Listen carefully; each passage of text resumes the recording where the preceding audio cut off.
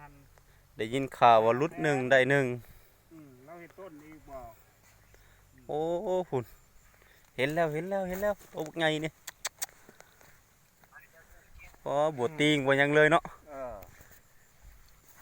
คือปลูกสั่นแต่ทรายนี่เดี๋ยวเราเอาไว้ให้ลูกโอ้มันแม่นป้าอยู่บนนี้บ่โอ้โอ้ใหญ่อย่างนี้นี่จักโลบัวตำหาโลเคยวะ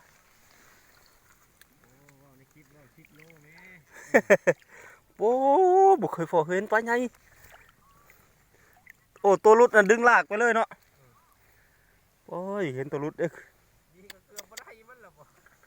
โอ้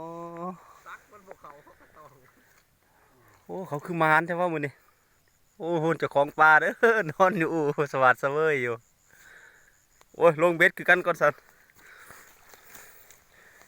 โอ้สถิติแล้วเจ้ามื้อนี้ผ่านมาวิไฟทำเจ้า